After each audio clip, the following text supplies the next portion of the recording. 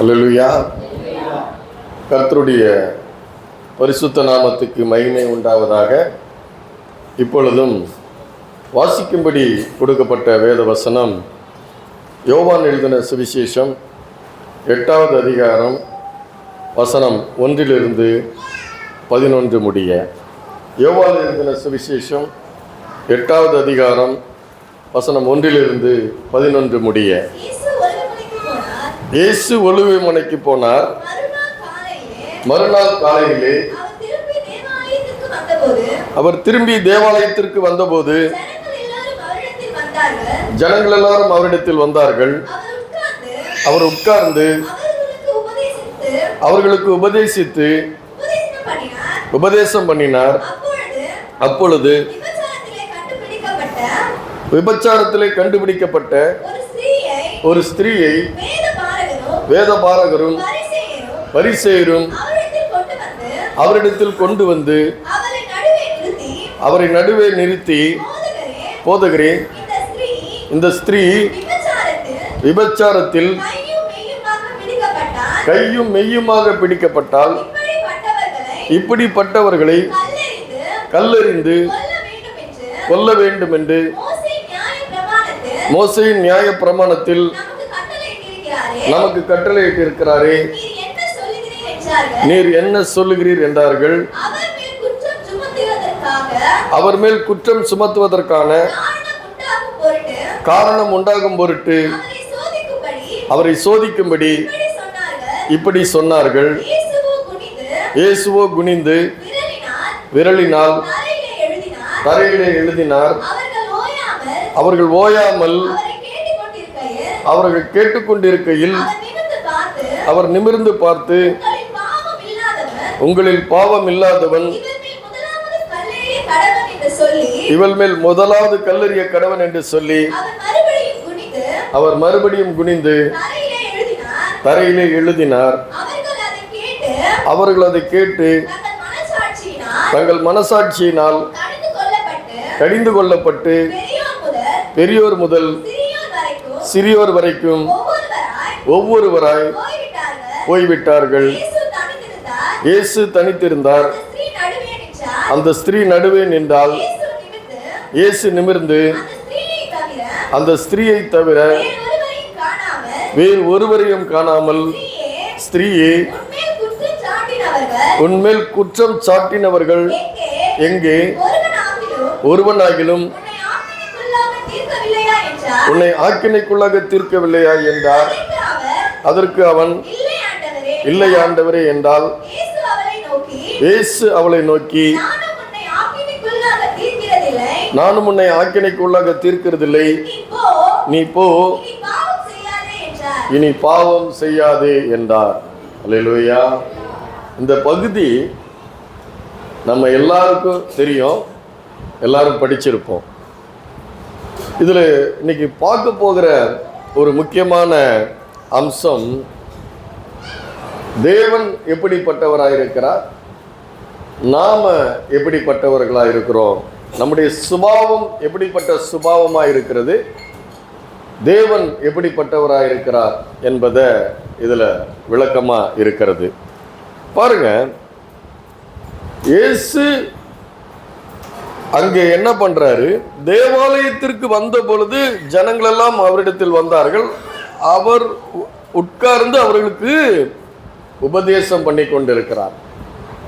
அப்போ பரிசேயரும் வேதபாரகரும் ஒரு பெண் விபச்சாரம் செய்கிற ஒரு பெண்ணை எப்படி சொல்லப்பட்டிருக்குதுன்னு பார்த்தீங்கன்னா, கையும் மெய்யுமாக அவர்கள் பிடித்து இயேசுவினிடத்தில் கொண்டு வந்தார்கள். அல்லேலூயா. கையும் மெய்யுமாக பிடித்து இயேசுவினிடத்தில் கொண்டு வந்தார்களா? அப்படின்னா என்னன்னா, அவங்க பார்த்துட்டு ஒருத்தர் பார்க்கல, ஒரு பல பேர் பார்த்து கையோட கூட்டு வந்து இயேசு முன்னாடி நிறுத்துறாங்க.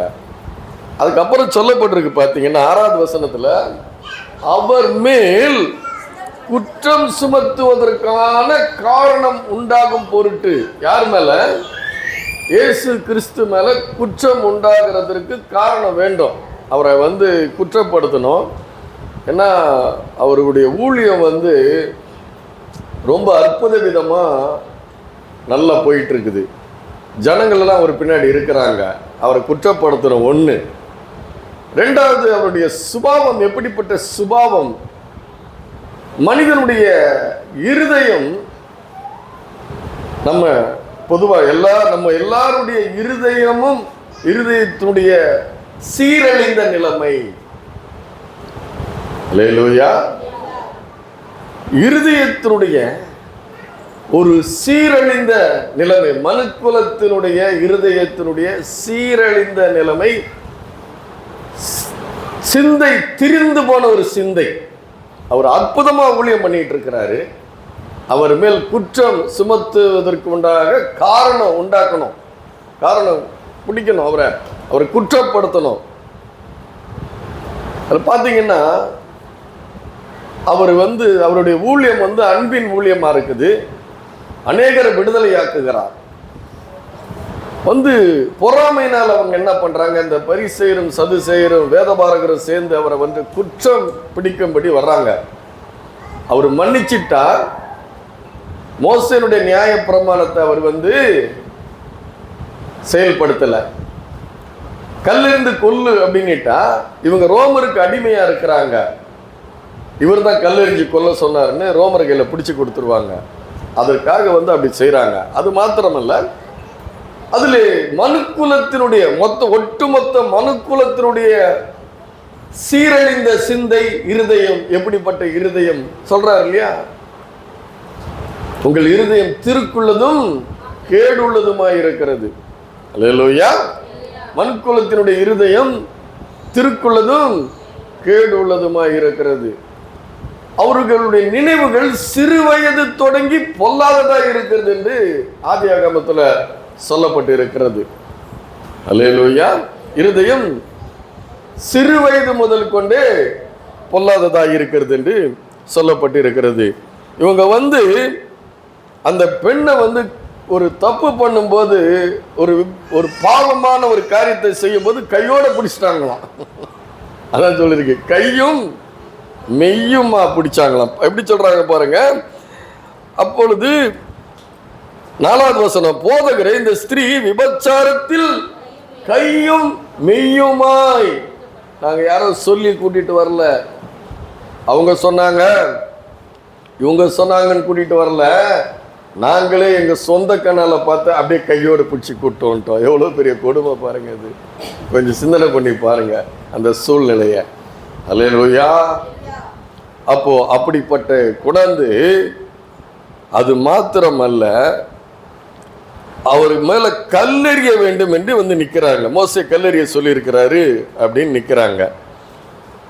அப்போ அந்த நம்முடைய மனிதர்களுடைய நிலைமைய நம்ம கொஞ்சம் பார்க்கணும். எப்படி இருக்குன்னு பார்த்தீங்கன்னா, ஏசாயா தீர்க்க தரிசன புஸ்தகம் 1வது அதிகாரம். இதுதான் மனிதன் எப்பவுமே கல்லெறிந்து கொள்ள வேண்டும் என்று சொல்லும் பொழுது அவங்க கல்லெறிகிறதுக்கு ரெடியா இருக்கிறாங்க. அல்லேலூயா. எப்பவுமே என்ன இருக்காங்க, கல்லெறிவதற்கு ரெடியா இருக்கிறாங்க.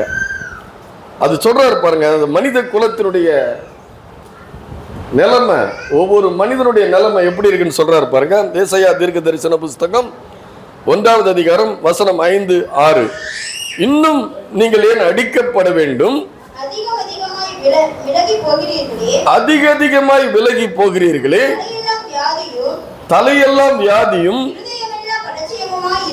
இருதயமெல்லாம் பலட்சியமாய் இருக்கிறது, உள்ளங்கால் தொடங்கி உச்சந்தலை மட்டும் அதிலே சுகமே இல்லை, அது காயமும் வீக்கமும் நொதிக்கிற ரணமும் உள்ளது, அது சீழ் பிதுக்கப்படாமலும் கட்டப்படாமலும் எண்ணெயினால் ஆற்றப்படாமலும் இருக்கிறதுன்றாரு. அல்லேலூயா. இது யாருடைய நிலைமை? மனுஷனுடைய இருதயத்தினுடைய நிலைமை. ஒரு மனுஷனுடைய இருதயம், அவனுடைய சிந்தை எப்படிப்பட்ட வியாதிப்பட்டு இருக்கிறது, எப்படிப்பட்ட ஒரு வியாதியினால் பீடிக்கப்பட்டிருக்கிறது. அல்லேலூயா. சொல்றாங்களா, தீரா வியாதிவனை சங்கீதக்காரன் சொல்றான். சங்கீதக்காரனை பார்த்து சொல்றாங்க, தீரா வியாதிவனை பிடித்து கொண்டது என்று மற்றவங்க சொல்றாங்களாம். அது போல இது ஒரு தீராத வியாதி. மனுக்குலத்தினுடைய இருதயமும் மனுக்குலத்தினுடைய சிந்தையும் ஒரு தீராத வியாதியினாலே பீடிக்கப்பட்டதா இருக்கிறது. அதுதான் சொல்றாரு, நீங்கள் ஏன் என்னை விட்டு விலகி போகிறீர்கள். அவர் சொல்றாரு, தலையெல்லாம் வியாதியும் இருதயம் எல்லாம் பலட்சியமுமாய் இருக்கிறது. உள்ளங்கால் தொடங்கி உச்சந்தலை மட்டும் அதிலே சுகமே இல்லை. ஹெட் டு டோ இருக்குது. 15,000 ரூபாய் நினைக்கிறேன். உச்சந்தலேருந்து உள்ளங்கால் வரைக்கும் வியாதியை வந்து என்னென்ன வியாதி இருக்குதுன்னு கண்டுபிடிக்கிறதுக்கு ஆஸ்பத்திரியில் 15,000 ரூபாய் ஃபீஸ் வாங்கி எல்லாத்தையும் தரவாக செக் பண்ணுவாங்க. ஒரு நாள் போனாக்கா அப்போல்லோ ஆஸ்பத்திரியில். அல்லேலூயா. உள்ளங்கால் தொடங்கி உச்சந்தலை மட்டும் அதில் சுகமே இல்லை. அது காயமும் வீக்கமும் நொதிக்கிற ரணமும் உள்ளது. புண்ணா இருக்குது, ரணமா இருக்குது. ஒவ்வொரு மனிதனுடைய இருதயமும் ஒவ்வொரு மனிதனுடைய சிந்தையும் எண்ணங்களும் அவனை வந்து இப்படி ஆட்டிப்படுத்திக் கொண்டு ஒரு வியாதிப்பட்டவனா இருக்கிறான். அதுல ஒரு சீல் இருக்குது, நாத்தம் அடிக்குது. அல்லேலூயா. சீல் பிதுக்கப்படாமலும் கட்டப்படாமலும் எண்ணெயினால் ஆற்றப்படாமலும் இருக்கிறது. அப்படின்னா அவர் என்ன சொல்றாரு, ஒரு மனிதன் பாவத்தினாலே முழுமையான பாதிப்புக்கு உள்ளானவனாக இருக்கிறான். அவனுடைய நல்லா கவனிக்கணும். எதன்னா சரீரத்தை சொல்லலை, அவனுடைய சிந்தையும் இருதயமும் அவனுடைய எண்ணங்களும் இப்படிப்பட்ட பாதிக்கப்பட்டதா இருக்கிறது. அதுல பார்த்தீங்கன்னா அவனுக்கு இருக்கிறது சுயநலம் இருக்கிறது. என்ன இருக்குது? சுயநலம் இருக்கிறது. அது இல்லாம அவனுடைய அறிவு, அவன் நினைக்கிறான் நான் அறிவுன்னு நினைக்கிறான், ரொம்ப அறிவா இருக்கிறான்னு நினைக்கிறான். ஆனா அறியாமையில அவன் இருக்கிறான். எந்த விதமான அறியாமையில இருக்கிறான்னா, அவன் தேவனை அறிய முடியாது, தேவனை அறிந்து கொள்ள முடியாது, தேவனுடைய பண்புகள் அவர் எப்படிப்பட்டவர் என்பதை அறிந்து கொள்ள முடியாத ஒரு சூழ்நிலை உள்ளவனா இருக்கிறான். அது எப்படின்னா, அந்த ஆவிக்குரிய இருக்கு இல்லையா, ஆவிக்குரிய விதத்திலே அவன் வந்து ரொம்ப பலவீனப்பட்டவனாய் தேவனை அறிய முடியாதவனாய் இருக்கிறான். அவனுடைய இருதயம் வந்து ஒரு தளர்ச்சி அடைந்த நிலை. தளர்ச்சின்னா மசில்ஸ் இருக்குது, இதான் மசில்ஸ். இருதயத்துக்கும் மசில்ஸ் இருக்குது. அல்லேலூயா. இருதயத்துக்கும் மசில்ஸ் இருக்குது. ஹார்ட் அட்டாக் வந்த உடனே போயிட்டாங்கன்னா அந்த மசில்ஸ் வந்து வீக் ஆகாது. 2 மணி நேரம் லேட்டாக போயிடுச்சுன்னா அது வீக் ஆகிடும். அது சீல் பண்ணுறது ரொம்ப கடினம். அது போல அவன் தேவனை அறிந்து கொள்ளக்கூடிய ஆவிக்குரிய விதத்திலே அவன் தளர்ச்சி அடைந்தவனாய் ஒரு பலவீனனாய் அவன் இருக்கிறான். அது மாத்திரமல்ல, மனுக்குலத்தினுடைய மனுஷனுடைய பாவம் வந்து அவனுடைய நாடி நரம்புகளிலே ஆழமாய் இருக்கிறது. அல்லேலூயா. அப்படிப்பட்ட மனுஷன் தான், அப்படிப்பட்ட அவனுடைய நிலைமை தான் மனிதன். அப்படிப்பட்ட அந்த மனிதன் தலையெல்லாம் பலட்சியமாக இருக்கிறது, இருதயமெல்லாம் பலட்சியம்னா அப்படி தளர்ச்சி அடைந்தவனா இருக்கிறான், பலவீனப்பட்டவனா இருக்கிறான், அறியாதவனா இருக்கிறான், சுயநலம் உள்ளவனா இருக்கிறான், பேராசப்பட்டவனா இருக்கிறான். தன்னை குறித்து கூட அவனுக்கு என்ன பண்ண முடியல, ஒன்றும் அவனுக்கு இல்லை, சரியான வழி இல்லை. அப்படிப்பட்டவன் தான் சொல்றான். பாருங்க என்ன போய் சொல்றான், நாங்கள் இந்த பெண்ணை கையும் மெய்யுமாய் நாங்க பிடிச்சோம் அப்படின்னு சொல்லிட்டு மோசே கல்லெறிந்து கொல்ல வேண்டும் என்று சொல்லியிருக்கிறாரு. நீர் என்ன சொல்லுகிறீர் வந்து கேட்கிறான். அப்போ அவர் வந்து அது மாத்திரமல்ல, 7வது வசனம் சொல்லுகிறது, அவர்கள் ஓயாமல் அவரை கேட்டுக்கொண்டு இருக்கையில் அவர் நிமிர்ந்து பார்த்து. அப்படின்னா அவருக்கு கொஞ்ச நேரம் பதில் சொல்லலை, பதில் சொல்லாம அமைதியா இருக்கிறாரு. அவரை போட்டு என்ன பண்ணிருக்கிறாங்க, சொல்லு, வாங்கி தெரியா இல்லையா, பிள்ளைங்க கேக்குது இல்ல, வாங்கி தெரியா இல்லையா, இன்னைக்கே வாங்கி கொடு அப்படின்னு ஓயாம நச்சரிக்கிறது போல இயேசு கிறிஸ்துவை இந்த பரிசேயரும் வேதபாரகரும் நெருக்குகிறார்கள். நெருக்கி சொல்லுங்க சொல்லுங்க அப்படின்னு இருக்கிறாங்க. அப்பதான் ஆண்டவர் சொல்றாரு, இவங்க கல்லோட வந்திருக்கிறாங்க. அல்லேலூயா. கல்லெறிந்து கொல்ல வேண்டும் என்று சொல்லி கல்லோட தான் வந்திருக்கிறாங்க. கையில் என்ன இருக்குது? கல் இருக்குது. அல்லேலூயா. அப்போ பார்த்தீங்கன்னா இன்னைக்கு நம்ம எல்லாருக்கிட்டையும் ஒரு கல் இருக்கு, தெரியுமா? நாம யாருமே கையில கல் இல்லாம இல்லை. எல்லாருக்கிட்டையும் கல் இருக்கு, யாருமே இல்லைன்னு சொல்லவே முடியாது. பார்த்தீங்கன்னா அதுதான் என்னன்னு பாருங்க. இவங்க யாரு? மனுக்குலத்தின் நிலைமை என்ன? உச்சந்தலை முதல் உள்ளங்கள் வரை சுகமே இல்லை, இருதயம் எல்லாம் பலட்சியமா இருக்கிறது. மனுக்குலத்தினுடைய நிலைமை அப்படிப்பட்ட அவங்க தான் வந்து என்ன சொல்றாங்க? தண்டனை கொடுங்க. இந்த தண்டனைக்கு பரிகாரம் என்ன? இவன் செஞ்ச பாவத்துக்கு பரிகாரம் என்ன? கல்லெறிஞ்சு கொல்லணும். அல்லேலூயா. இத சொல்றது யாரு?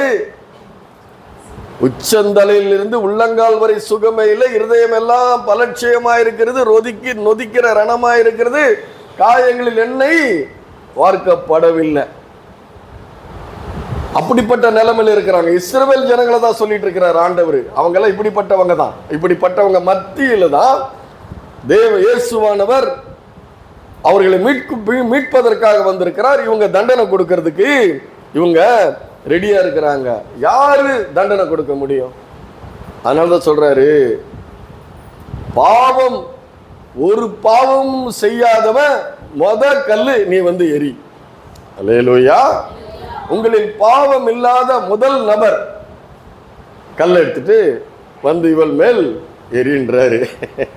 அப்புறம் சொல்லப்பட்டிருக்கிறது, சிறியோர் முதல் பெரியோர் வரை ஒவ்வொருவராய் போய்விட்டார்கள். சிறு வயசுல எனக்கு என் மேல ரொம்ப நம்பிக்கை.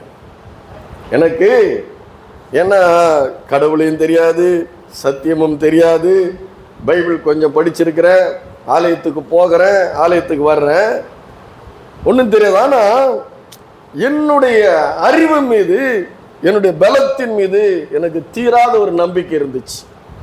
அல்லேலூயா. இருந்ததுங்க.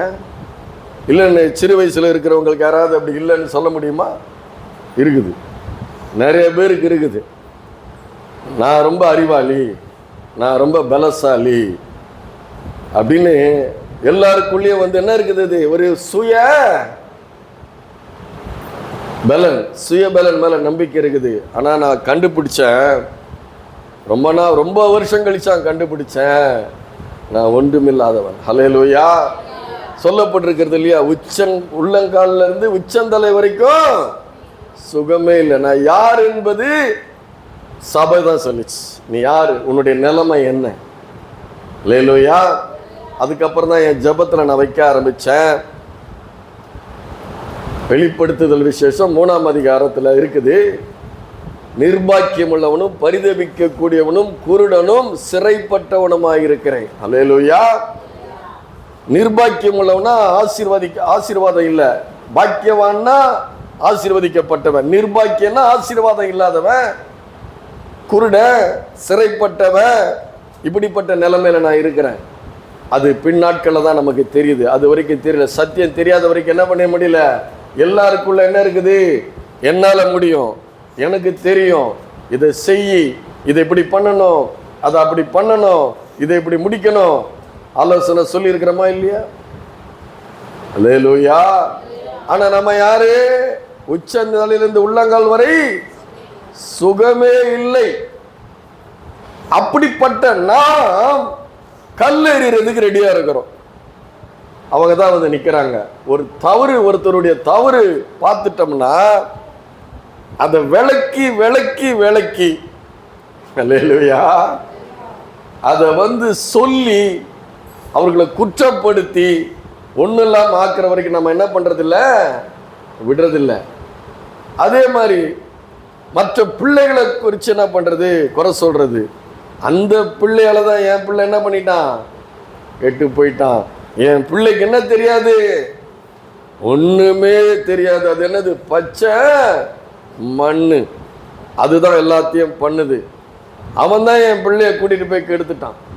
அவன் தான் கூட்டிட்டு போய் என்ன பண்ணிட்டான், எல்லாத்தையும் என்ன பண்ணிட்டான், கத்து கொடுத்துட்டான். ஆனா நமக்குள்ள என்ன இருக்குது, நமக்குள்ள பாவம் இருக்குது. ஹல்லேலூயா. நாம ஒருத்தர் குற்றத்தை பார்த்த உடனே நாம் என்னமோ அப்பழுக்கற்றவர்கள் போல, ஹல்லேலூயா, அவங்க குற்றம் பண்ணினதை பார்த்த உடனே நம்ம கிட்ட எந்த விதமான குற்றம் நம்முடைய மனம் எப்படிப்பட்ட மனமா இருக்கிறது, அந்த குற்றத்தை பார்க்கும்பொழுது அந்த மனிதனை பார்த்துட்டு, அந்த மனிதனுடைய குற்றத்தை பார்த்துட்டு நாம என்னமோ ஒரு பரிசுத்தர் போல. அல்லேலூயா. எப்படி நாம எந்த தவறுமே செய்யாத ஒரு பரிசுத்தரை போல, அப்படி நமக்கு என்ன பண்ணுது, ஒரு வெறி வருது, கோபம் வருது. அல்லேலூயா. வருதா இல்லையா? வருது. இதுதான் மனித சுபாவம். அதுதான் படித்தேன். 1 ஏசாயா தீர்க்க தரிசன புஸ்தகம் 1ஆம் அதிகாரம் 5, 6. அல்லேலூயா. ஏன் இது வருதுன்னா, அவர் சொல்றாரு, மாடு தன் எஜமானனையும் கழுதை தன் முன்னனையும் அறியும், என் ஜனங்களோ என்னை அறியல. மாட்டுக்கு தெரியுது எஜமான் யாரு, கழுதைக்கு தெரியுது என்னன்னு தெரியுது, ஆனா இந்த ஜனங்களுக்கு நான் யாருன்னு தெரியல அப்படின்னு சொல்லிட்டு தான் என்ன சொல்றாரு, எதனால தெரியல, அவனுடைய இருதயம் பலட்சியமா இருக்கிறது, உள்ளங்கால் தொடங்கி உச்சந்தலை வரைக்கும் அவனுக்கு சுகமே இல்லை. அப்படிப்பட்ட ஒரு வியாதிப்பட்டவனா இருக்கிறான். இது என்ன வியாதி, தேவனை அறிய முடியாதபடி அவன் அப்படிப்பட்டவனா இருக்கிறான். ஏன்னா பாவம் என்ற ஒரு சக்தி, பாவம் என்கிற ஒரு அந்நிய சக்தி, ஒரு அழிவின் சக்தி மனுஷனை இவ்விதமாய் மாற்றி இருக்கிறது. அல்லேலூயா.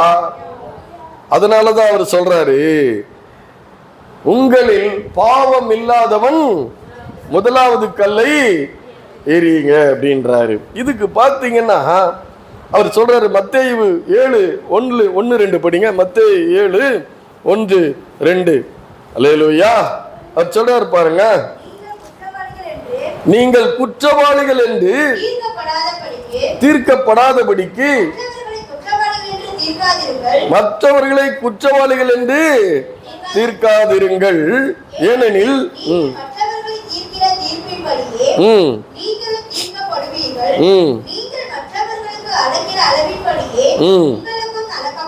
அடுத்த வசனம் படிங்க. நீ உன் எப்படி சொல்லிருக்கு பாருங்க, நீ உன் கண்ணில் இருக்கிற உத்தரத்தை அறியாமல் உன் சகோதரனுடைய கண்களில் இருக்கிற துரும்பு. எதிராளி சின்ன தப்பு பண்றான் அப்படின்னு அர்த்தம். அல்லேலூயா. அது உனக்கு பெருசா தெரியுது, நீ பெரிய தப்பு பண்ற, ஆனா உனக்கு அந்த தப்பு உனக்கு தப்பாவே தெரியல, உணர்வே இல்லாம இருக்கிற, நீ செய்யற தப்புக்கு உணர்வே இல்லை.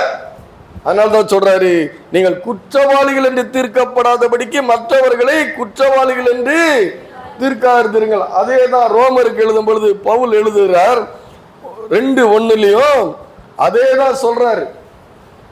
நீங்கள் மற்றவர்களை குற்றவாளியாக தீர்க்கிறவனை நீ யாரானாலும் சரி போக்கு சொல்ல உனக்கு இடமே இல்லை. அப்ப நம்ம கல்லெறிய ரெடியா இருக்கிறோம், கல்லெறிய நாம ரெடியா இருக்கிறோம். ஆனா நம்ம குற்றப்படுத்தும் போது நமக்கு கோபம் வருது. கோபம் வர்றது மாத்திரமல்ல, அதை நம்ம ஏற்றுக்கொள்வதற்கு நம்ம என்ன பண்ண முடியல, ரெடியா இல்லை. அதுக்கு தான் அவர் சொல்றாரு பாருங்க, இதுக்கு பெரிய ஒரு எக்ஸாம்பிள், மிகப்பெரிய ஒரு உதாரணம் 2 சாமுவேல் 12:1-6 1-6 வரைக்கும் இருக்கு. அதை படிக்க வேண்டாம், உங்களுக்கு முதல்ல சொல்லிடுறேன், அதுக்கப்புறம் நீங்க அதை பார்க்கலாம். பாருங்க, தாவீது ராஜா மிகப்பெரிய தேவனிடத்தில் மிகப்பெரிய அன்பு செலுத்துகிறவன், தேவனை சொந்தம் பாராட்டுகிறவன். எப்படி சொந்தம் பாராட்டுகிறான்? கர்த்தரின் சுதந்திரமும் என் பாத்திரத்தின் பங்குமாய் இருக்கிறார் என்று சொந்தம் பாராட்டின அந்த மனிதன், தேவனை ரொம்ப நேசிக்கிற அந்த மனுஷன் கர்த்தரின் மேய்ப்பராய் இருக்கிறார் என்று கர்த்தர் சொல்றாரு. என்னை சிநேகிக்கிறவர்களை சிநேகிக்கிறேன் சொல்றாரு. அப்படி கர்த்தரை சிநேகித்த ஒரு தேவனுடைய மனுஷன், ஒரு பக்திமான், அப்படிப்பட்ட ஒரு மனுஷன் கரவலாடுகள் பின்னாடி திரிஞ்சு ஒரு சில ஆடுகளை மேய்த்து கொண்டிருந்த அந்த மனுஷன் தேவனுடைய கிருபையினாலே ராஜாவாகிறான். ராஜாவாகி முழு இஸ்ரவேலை ஆண்டு கொண்டு இருக்கிறான். அப்படி ஆண்டு கொண்டு இருக்கும் பொழுது ஒரு நாள் என்ன பண்றான்? ரொம்ப வருஷம் கழிச்சு ராஜாவாகி ஒரு நாள் தன்னுடைய மொட்டை மாடியில் உலாத்தி கொண்டு இருக்கும்போது பக்கத்து வீட்டில் குளிக்கிற பத்சேபாலை பார்த்துட்டு, மிகுந்த அழகுள்ளவளை பார்த்துட்டு என்ன பண்ணுறான்? அவளை அழைப்பித்து அவனோடு கூட என்ன பண்ணுறான்? சயனிக்கிறான். அவள் குழந்தை உண்டாகிடுறான். அது புருஷனுக்கு தெரிஞ்சிட போதுன்னு சொல்லிட்டு புருஷனையும் யுத்தத்தில் இவனுக்காக யுத்தம் பண்ணுகிறான். அவன் இவன் மேல ஒரு கரிசனையும் அன்பு நிறைந்தவனா இருக்கிறான். அந்த பத்சேபாளுடைய கணவன் அவனை யுத்தத்தில் முன்னாடி அனுப்பி அவனை கொலை செய்ய ஏற்பாடு பண்ணி அவனை கொலை செய்து விடுகிறான். கொலை செய்து அவனுடைய மனைவியை தனக்கு எடுத்துக்கொள்கிறான். அப்போ அப்பேற்பட்ட ஒரு மனிதன் அப்பேற்பட்ட ஒரு பெரிய பாவத்தை செய்கிறான். அப்படிப்பட்ட பெரிய பாவத்தை செய்யும் பொழுது தேவன் நாத்தான்வேல் என்கிற ஒரு தீர்க்கதரிசி மூலமாக அவனுக்கு அதை உணர்த்துவதற்கு அனுப்புறாரு. ஏன்னா அவருக்கு தெரியும், மனிதனுடைய இறுதி அவருக்கு தெரியும், ஆண்டவருக்கு தெரியும். சொன்னா நேரடியா போய் சொன்னா என்ன பண்ணுவான்? கோபப்படுவான். நம்ம குற்றத்தை சொன்னா கோபம் வருதா இல்லையா? எவ்வளவு வயசானாலும் வரும். அது சின்ன பிள்ளைகளுக்கு மாத்திரம் இல்ல, எவ்வளவு வயசானாலும் வரும். அதனாலதானே சிறியோர் முதல் பெரியோர் வரை கல் எடுத்துட்டு வந்தாங்க. அல்லேலூயா. பாருங்க, சபையில எழுந்திரின்னு சொன்ன உடனே எழுந்திரிச்சிடணும். எழுந்திருக்கலைன்னா உடனே என்ன பண்ணார்? உனக்கு ஆசீர்வாதம் இல்லை அப்படி சொல்றால நான் பார்த்துருக்கிறேன். லேட்டா வந்து அவனுக்கு ஆசீர்வாதம் இல்லை. பிரைஸ்லாடு சொல்லலைன்னா கோபம் வருது. அல்லேலூயா. பார்த்தோன்னே அவரை பார்த்தோன்னே என்ன பண்ணிடணுமா?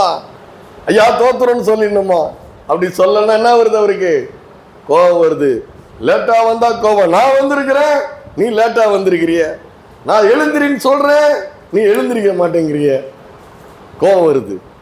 அல்லேலூயா. அப்போ அப்படிப்பட்ட மனித சுபாவம், இருதயம் எல்லாம் பலட்சியமாக இருக்கிறது, உள்ளங்கால் தொடங்கி உச்சந்தலைவரை சுகமே இல்லாத மனிதர்கள். அப்ப அப்படிப்பட்ட மனிதனா இருக்கிற அந்த தாவீதுக்கு வந்து அதை நேரா சொன்னா கோபப்படுவான். எங்க நாத்தான்வேல் தலைய வாங்கிடுவானு சொல்லிட்டு ஆண்டவர் என்ன பண்றாரு? அவனுக்கு ஒரு உதாரணத்தை சொல்றாரு. ஒரு ஐஸ்வர்யவான் இருந்தான். அவன் போய் சொல்றான், தாவீது கிட்ட நாத்தான்வேல் வந்து சொல்றான், உமக்கு ஒரு காரியம் அறிவிக்க வேண்டும் வந்து சொல்றாங்க. 1 இதுல இருந்து 6 வரைக்கும் வசனத்துல இருக்கு.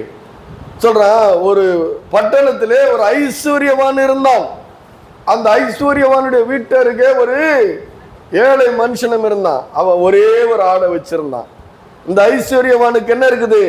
ஏராளமான ஆடுகள் இருக்குது. அவன் ஐஸ்வர்யவானுடைய வீட்டுக்கு ஒரு விருந்தாளி வர்றான்.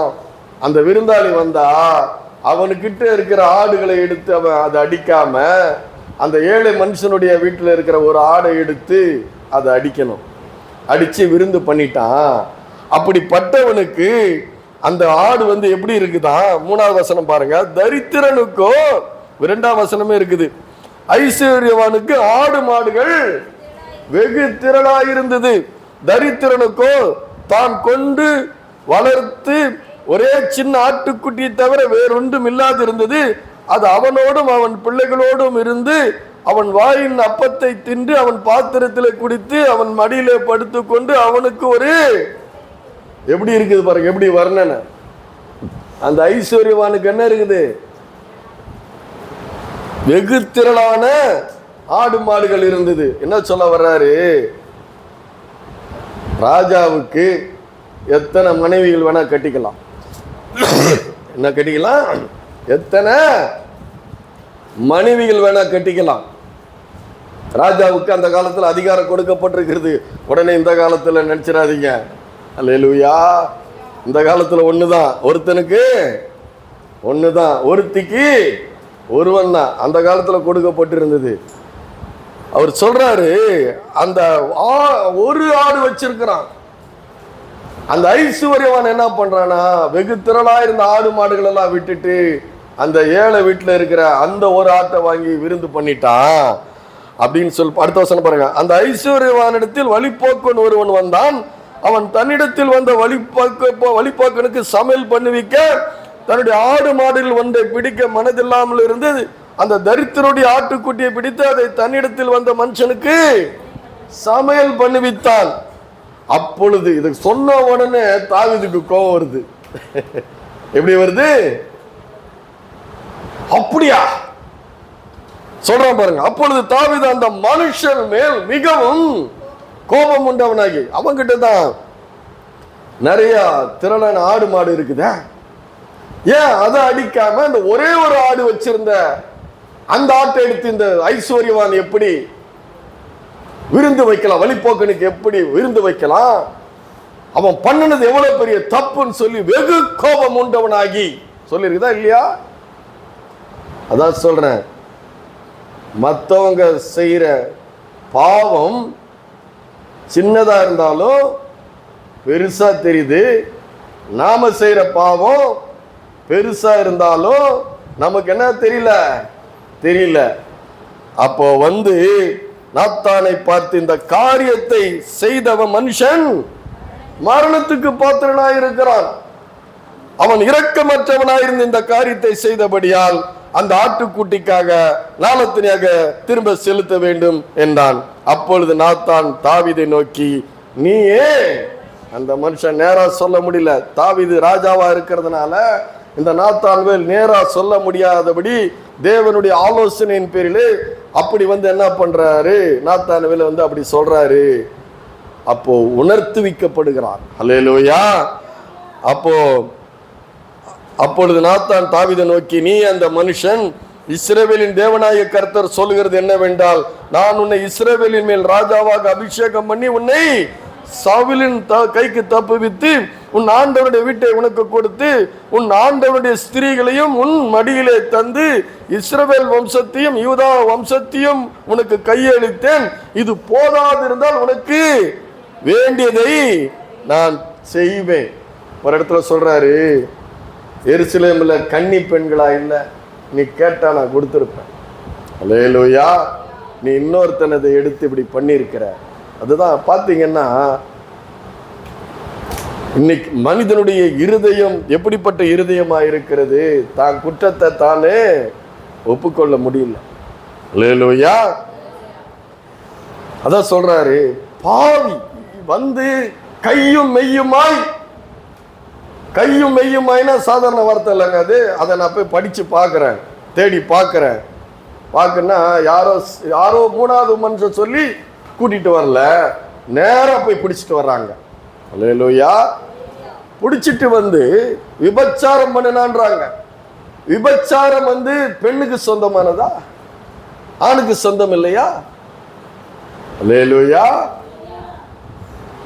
விபச்சாரம் பெண்ணுக்கு சொந்தமானதா, ஆணுக்கு சொந்தமானதா? விபச்சாரன்ற வார்த்தை ரெண்டு பேருக்குமே சொந்தமானது. உண்மைதானே? அப்ப இவங்க என்ன பண்றாங்க, அந்த பெண்ணை மட்டும் தான் கூட்டிட்டு வராங்க, அந்த ஆண் என்ன பண்ணிட்டாங்க, அங்க விட்டுட்டு வந்துட்டாங்க. அது மாத்திரமல்ல, அவங்க சட்டத்தை எடுத்து காட்டுறாங்க, ஆண்டவருக்கு எடுத்து காட்டுறாங்க. ஆண்டவர் கொடுத்தார், ஆண்டவர் தான் பிரமாணம் கொடுத்திருக்கிறாரு, அந்த ஆண்டவரே கொடுத்திருக்கிற பிரமாணத்தை ஆண்டவருக்கு எடுத்து கொடுக்கிறாங்க. எடுத்து கொடுத்துட்டு அவளை கல்லெறிந்து கொள்ள வேண்டும் என்று அவர்கள் சொல்லுகிறார்கள். பாத்தீங்கன்னா அவருக்கு சொல்றாங்க, அவருக்கு எடுத்து கொடுக்குறாங்க.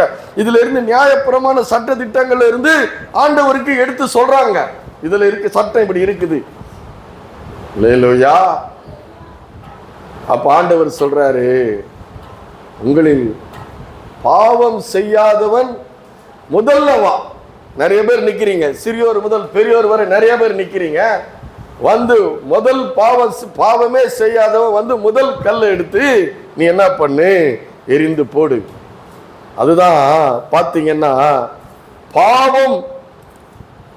அந்த பார்த்துட்டாங்களாம் இவங்க, அவங்க பாவம் பண்றதை பார்த்துட்டாங்களாம், அவங்க குற்றம் பண்றதை பார்த்துட்டாங்களாம். உடனே இவங்களுக்கு கோபம் வருது. இவங்களே பாவிகள். அல்லேலூயா. யாரு இவங்களே? பாவிகள். அப்போ அந்த பாவம் உள்ள மனிதர்கள் பாவத்துக்கு தண்டனை கொடுக்க முடியுமா? ஒரு அசுத்தன், ஒரு பாவி ஒரு பரிகாரம் பண்ண முடியுமா? நான் கேட்கிறேன். ஒரு பாவ மனிதன் இன்னொரு பாவத்திற்கு தண்டனை கொடுக்க முடியுமா? அதிகாரம் இருக்குதா? இல்ல இவனே ஒரு பாவி இன்னொரு பாவத்துக்கு பரிகாரம் பண்ண முடியுமா? பண்ண முடியாது. எல்லாம் அப்படியே சைலண்டா இருக்கிறீங்க. அல்லேலூயா. செய்தி வேற மாதிரி போயிட்டு இருக்குது. நம்ம கிட்ட இருக்கிற கல்லெல்லாம் எடுத்து காட்டிட்டு இருக்கிறாரு. நம்ம கையில இருக்கிற கல்லா இவருக்கு தெரியும். என்கிட்டயும் கல் இருக்குது, என்கிட்ட இல்லைன்னு சொல்ல முடியுமா? இருக்கும். அல்லேலூயா. இல்லைன்னு சொல்ல முடியாது. நல்லவன் ஒருவனும் இல்லை, தேவன் ஒருவரை தவிர நல்லவன் ஒருவரும் இல்லை. எல்லோரும் பாவம் செய்து தேவன் மகிமையற்றவர்களானோம் என்று பவுல் எழுதுகிறார். அல்லேலூயா. அப்போ அப்பேற்பட்ட மனுக்குலம் வந்து இன்னைக்கு கல்லறிய ரெடியா இருக்குது. சட்டத்தை எடுத்து கரெக்டா நம்ம காட்டுறவங்களா இருக்கிறோம். அப்போ அவங்க வந்து கேட்கிறாங்க. அவரு பார்க்கிறாரு, அவரு பொறுமையா இருக்கிறாரு. பொறுமையா இருந்து சொல்றாரு, பாவம் செய்யாதவன் வந்து முதல் கல்லெறி. ஆராய்ச்சி பார்க்கறான், உள்ளத்தை ஆராய்ச்சி பார்க்கறான். இயேசு சொன்னாதாங்க அது புரியும். எல்லாரும் தேவ ஆவி நிறைந்தவங்க சொன்னா புரியும், இயேசு சொன்னா புரியும், எல்லாரும் சொன்னா புரியாது. அல்லேலூயா. அவன் சொல்றான், நீ எனக்கு சொல்றாங்களா இல்லையா? தாயை பார்த்து பிள்ளை சொல்லுது, பிள்ளைய பார்த்து தாய் சொல்லுது, எல்லாமே சொல்றாங்க. தகப்பனை பார்த்து மகன் சொல்றான். எல்லாமே நடக்குது இந்த உலகத்துல. வெளியால பார்த்து சொல்றோம், எல்லாருமே சொல்றோம். நாம எல்லாருமே அதுல இருக்கிறோம். அது எல்லாருக்கும் புரியுதுன்னு நினைக்கிறேன். அல்லேலூயா. அப்போ குருடனுக்கு வழிகாட்ட முடியுமா? அல்லேலூயா. ஆண்டவர் கேட்கிறாரு, குருடனுக்கு வழிகாட்ட முடியுமா அப்படின்னு கேட்டுட்டு அவர் சொல்றாரு, மனுஷனுடைய நிலைமை இன்னொரு நிலைமை சொல்றாரு பாருங்க. ஏசாயா 5:20 என்ன சொல்றாரு பாருங்க. நம்ம எப்படிப்பட்டவர்களா இருக்கோமா? நமக்கு ஏத்த மாதிரி நம்ம பேசுறோமா? 5:20 தீமையை நன்மை என்றும் நன்மையை தீமை என்றும் சொல்லி இருளை வெளிச்சமும் வெளிச்சத்தை இருளுமாக பாவித்து கசப்பை தித்திப்பென்றும் தித்திப்பை கசப்பும் என்று சாதிக்கிறவர்களுக்கு ஐயோ. தங்கள் பார்வைக்கு ஞானிகளும் தங்கள் எண்ணத்துக்கு புத்திமதிகளா இருக்கிறவர்களோ ஐயோ அப்படின்றாரு. அதனாலதான் இந்த ஆண்டவர் கிட்ட வந்தாதான், இந்த கர்த்தர்கிட்ட வந்தாதான், இந்த இயேசுவினிடத்திலே வந்தால்தான், இந்த பரிசுத்தரிடத்தில் வந்தாதான், இந்த ஒளியினிடத்துக்கு வந்தாதான். இதுக்கு பின்னாடி தான் சொல்றாரு. யோவான் 8ஆம் அதிகாரம் 11ஆம் வசனத்துக்கு பிற்பாடு தான் சொல்றாரு, நானே உலகத்துக்கு ஒளியாயிருக்கேன். மறுபடியும் தேவாலயத்துக்கு போய் மறுபடியும் பேசுறாரு. ஏன் இது கொண்டு வந்தேன்னா, நானே உலகத்திற்கு ஒளியாயிருக்கிறேன், நானே ஒளி. என்னை பின்பற்றுகிறவன் இருளிலே நடவாமல் ஜீவ ஒளியிலே அவன் நடக்கிறான். அல்லேலூயா. தேவனுடைய வார்த்தை ஆவியாயும் ஜீவனமாயும் இருக்கிறது அது. அல்லேலூயா. அதனாலதான் யாக்கோபு 1:23 1:24 சொல்லுகிறது, ஒரு மனுஷன் இந்த வசனத்தை படிக்கும் பொழுது தன் முகத்தை கண்ணாடியில பார்க்கிறது போல பார்க்கிறானா? இதை படிக்கிறான், இதை படிக்கும் போது தெரியுது, ஐயோ இந்த பாவத்தை நான் செய்கிறேனே. அது கண்ணாடி மாதிரி அவனுக்கு காட்டுது. இந்த வேத வசனம் கண்ணாடி மாதிரி காட்டுது. நான் பாவி என்பது காட்டுது, கண்ணாடி மாதிரி இது காட்டுது. ஆனா இந்த வசனத்தை படிச்சுட்டு கொஞ்சம் தாண்டி போனதுக்கு அப்புறம் அது மறந்து போயிடறான். தன்னுடைய சாயல் இன்னதென்று மறந்து போகிறான். அப்படிப்பட்ட நிலைமை தான் மனிதனுடைய நிலைமை. ஹல்லேலூயா. இருதயம் தெரியுது, இந்த வசனத்தை படிக்கும் பொழுதுதான் இருதயம் தெரியுது, தேவன் எப்படிப்பட்ட பரிசுத்தர் என்று தெரியுது. நான் பரிசுத்தராய் இருக்கிறது போல நீங்களும் பரிசுத்தராய் இருங்கள். வேதம் சொல்லுகிறது, கர்த்தாவே நம்முடைய வார்த்தைகள் மிகவும் உண்மை உள்ளவைகள். சங்கீதம் 93. கர்த்தாவே நம்முடைய வார்த்தைகள் மிகவும் உண்மை உள்ளவைகள், பரிசுத்தமானது நித்தியமான நாளாய் நம்முடைய ஆலயத்தினுடைய அலங்காரமாய் இருக்கிறது. தேவனுடைய ஆலயத்தினுடைய அலங்காரம் என்ன? பரிசுத்தம். அல்லேலூயா. அந்த ஒளிகிட்ட வந்தாதான், இயேசுவினிடத்துல வந்தாதான். ஆனா இவங்க இயேசுவினிடத்துல வந்து கூட, இயேசுனுடைய போதனைகளை கேட்டு, இயேசுனுடைய வார்த்தைகளை கேட்டு கூட இவங்களுடைய இருதயம் திருக்குள்ளதும் கேடு உள்ளதுமா இருக்கிறது. சிறு வயது தொடங்கி பொல்லாததா இருக்கிறதுனால, அந்த பொறாமையினால அவரை குற்றம் கண்டுபிடிக்கும்படி, அவரை குற்றம் பிடிக்கும்படி அந்த பெண்ணை வந்து கையும் மெய்யுமா கொண்டு வந்து நிறுத்தி இருக்கிறோன்றாரு. அது ஆண்டவர் சொல்றாரு, நீ பாவம் செய்யாத ஒரு மனிதன் முதல் கல்லை எடுத்து என்ன பண்ணு, நீ எரிந்து போடு. அல்லேலூயா. என்ன கடின இருதயம். அப்ப இயேசு அவனை, அந்த பெண்ணை மன்னிக்கிறார். பாருங்க, யோவான் எழுதின சுவிசேஷம் 8வது அதிகாரம் 8வது அதிகாரம் அவர் சொல்றாரு 11வது வசனத்துல, அதற்கு 10ல இருந்து படிப்போம். இயேசு நிமிர்ந்து அந்த ஸ்திரீயை தவிர வேறு ஒருவரையும் காணாமல், ஸ்திரீயே,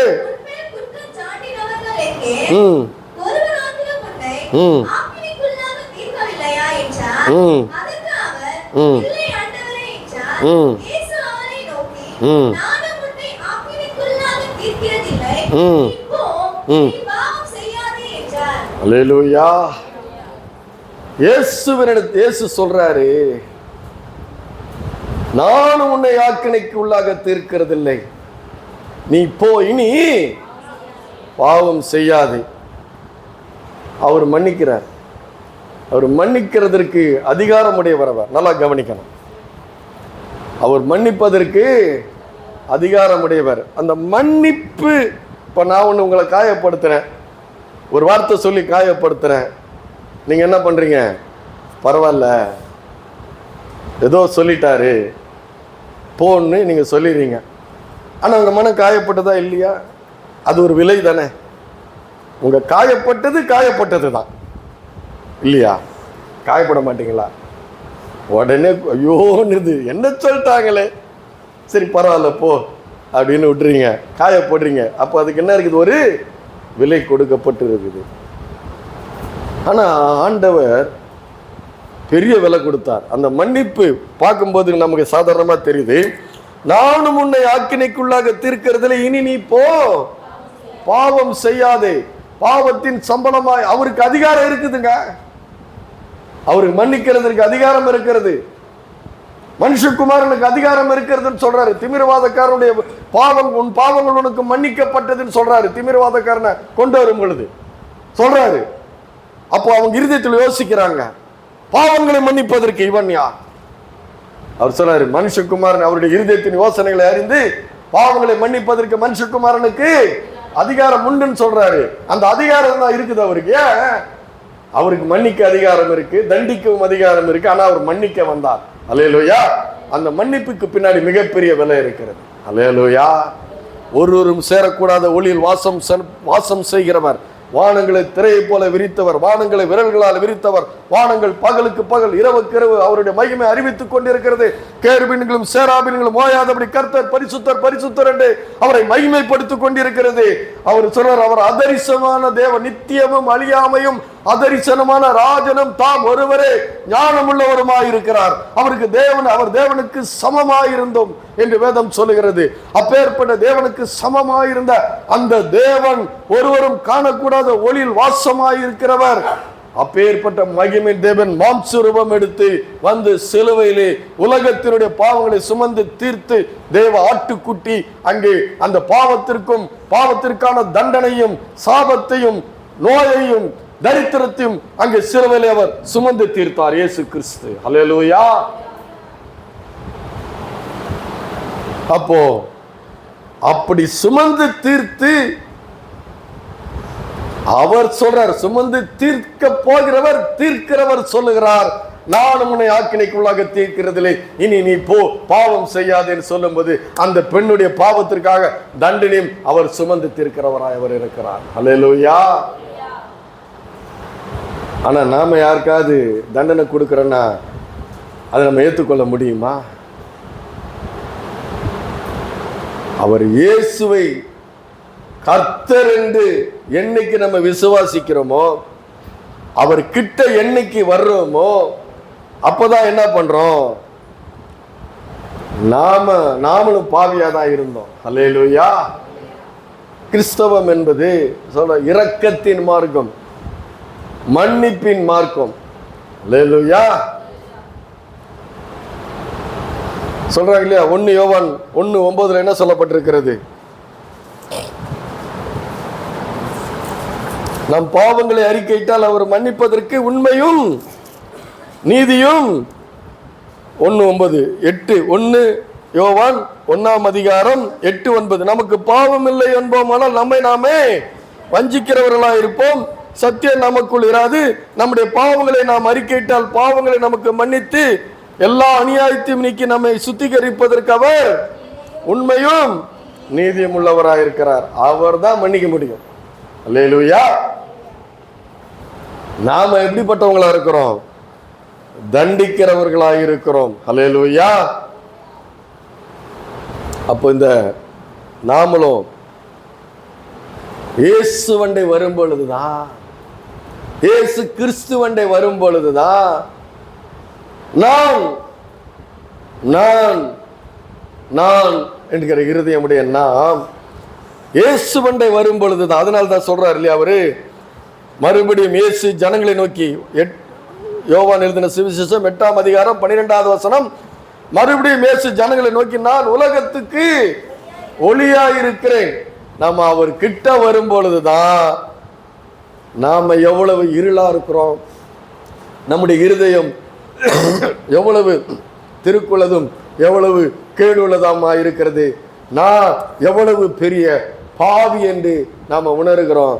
அப்பதான் நாம என்ன பண்ணுவோம்? எப்படி நினைப்போம்? மற்றவர்களை குற்றவாளிகள் என்று தீர்க்காதிருப்போம்.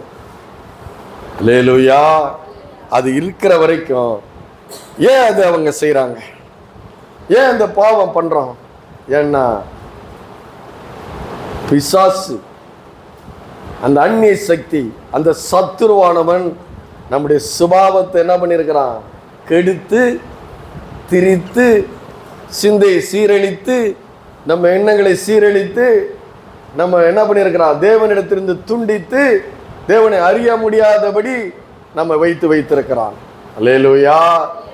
ஆனா இயேசு அங்க வரும். ஏன்னா நம்ம தான் தண்டிக்கிறதுக்கு ரெடியா இருக்கிறோமே, நாம கடவுள் ஆயிடுறோமே.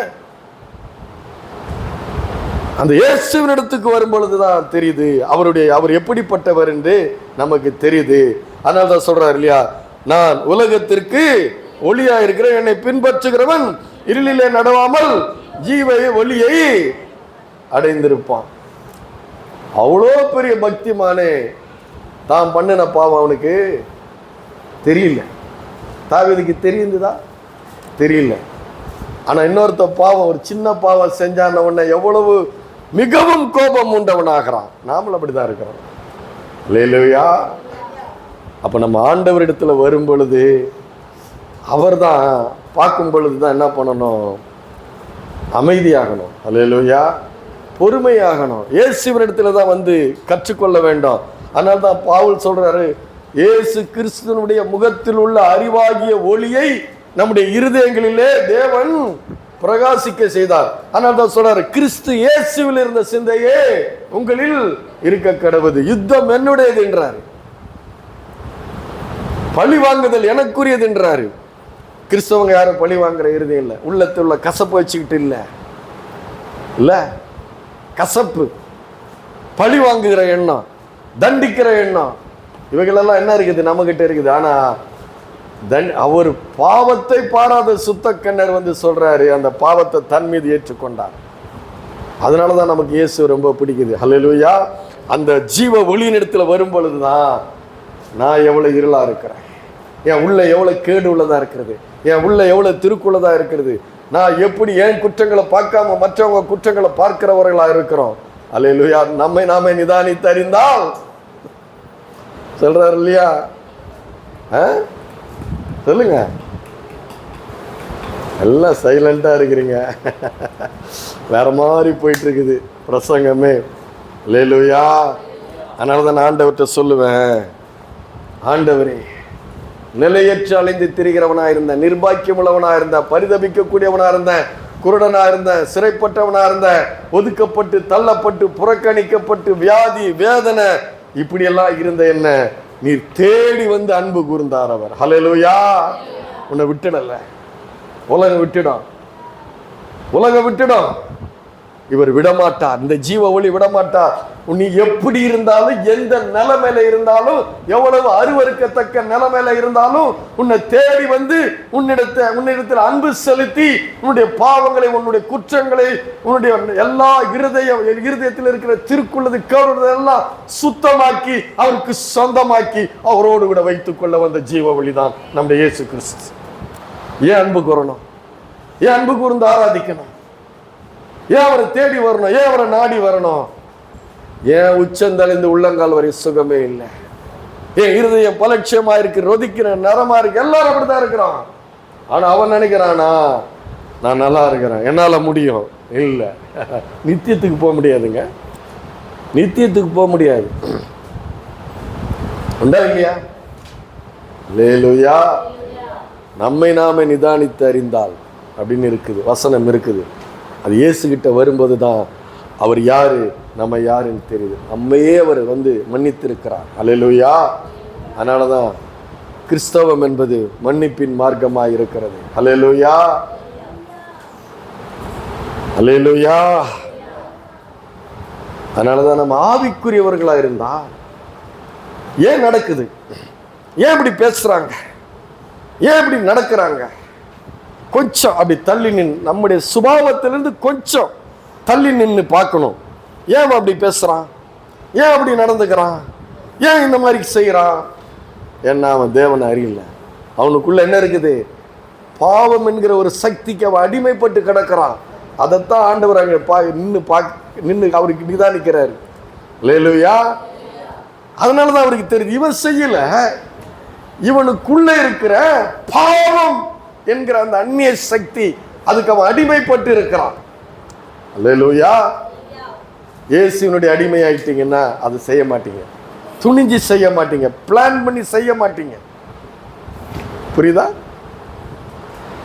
யோசிப்பீங்க, ஐயோ நான் இயேசுவின் பிள்ளை, இயேசுவை ஆராதிக்கிறவன், நான் இயேசுவினுடைய அடிமை, நான் பாவம் பண்ண முடியாது. அல்லேலூயா. டக்குன்னு பேச முடியாது, டக்குன்னு விரல் நீட்ட முடியாது.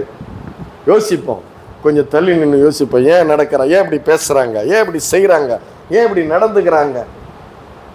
பாவம் அப்படின்னா நம்ம என்ன பண்ணணும்? ஐயோ பாவத்துக்கு அடிமையா இருக்கிறானே, பரிதாபத்துக்குரியவனா இருக்கிறானே, அந்த ஆண்டவர் இவனை மீட்க வேண்டும். அல்லேலூயா. ஜெபம் பண்ணுவோம், நாம் பழி வாங்க மாட்டோம், தப்புன்னு விரல் நீட்ட மாட்டோம். புரியுதா உங்களுக்கு? அல்லேலூயா. அப்ப நம்ம கிட்ட கல் இருக்குதா இல்லையா? கீழே போட்டுருங்க. அல்லேலூயா. கீழே போட்டுருங்க. கையும் மெய்யுமா பிடிச்சா கூட என்ன பண்ணணும்? கீழே ஜெபம் பண்ணுங்க. ஏன்னா பாவம் பிடித்திருக்கிறது, பாவத்துக்கு அடிமையா இருக்கிறான், அவனை இயேசுவின் அடிமையாக்கி ஜெபம் பண்ண வேண்டும். அல்லேலூயா. ஆண்டவர் அவர் அதிகாரமுடையவர் என்ன பண்றாரு? நான் உன்னை ஆக்கினைக்குள்ளாக தீர்க்கிறது, இனி நீ போ, பாவம் செய்யாது. என்னை பத்தி ஒருத்தர் என்ன பண்ணாரு, என்னுடைய முன்னாடி வாழ்க்கையை போய் எங்க பாஸ்டர்கிட்ட போய் சொல்ல போனாரு. சொல்ல போன உடனே எங்க பாஸ்டர் இதுலலாம் கரகண்டவர், எதுக்கு வந்திருக்கிறாருன்னு தெரிஞ்சு போச்சு. இந்த சபைக்கு நான் போகக்கூடாதுன்ட்டு என்னை போய் குற்றம் சொல்ல போனார். எதுக்கு இவர் வந்திருக்காருன்னு அவர் தெரிஞ்சு போன உடனே அவர் சொல்லிட்டாரு, 6000 பேர் வர்றாங்க, ஒரு நேரத்துக்கு 1500 பேர் வர்றாங்க, 4 தடவை ஞாயிற்றுக்கிழமை 4 சர்வீஸ் நடக்கும், 6000 பேர் 7000 பேர் வராங்க, எனக்கு யாருன்னே தெரியாது போன்ட்டார். அல்லேலூயா. எனக்கு நல்லா தெரியும். ஆனால் என்ன சொல்லிட்டாரு, என்னை குற்றம் பண்ண சொல்ல போனவர் என்ன பண்ணிட்டாரு, 6000 பேர் வர்றாங்கங்க, நான் மேலே நின்று வசனத்தை போதிக்கிறேன், அவ்வளவுதான். அவங்க மாறுவாங்க, அவங்க இயேசுவை ஏற்றுக்கொள்வாங்க, அவங்க மாறுவாங்கன்றது அவருக்கு தெரிஞ்சதுனால தான் அவர் என்ன பண்ணல, காது கொடுத்து என்ன பண்ணல, கேட்கல. தெரியாதுங்க, நிறைய பேர் வராங்கங்க, நீங்க சொல்றது யாருன்னு தெரியாதுங்கன்ட்டாரு. சொல்ல போனவரு மூஞ்சில் அடிச்ச மாதிரி ஆகி போய் திரும்பி வந்துட்டார். வந்து என்கிட்ட சொல்றாரு, உன்னை போய் நான் கேட்டேன், அவருக்கு தெரியல. அப்ப ஆண்டவர் சொல்றாரு, உன்னை பத்தி குறை சொல்ல போனார் இவரு. அல்லேலூயா.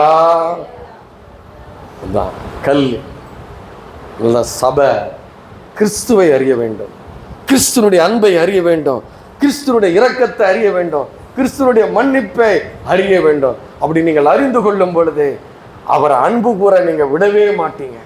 அல்லேலூயா.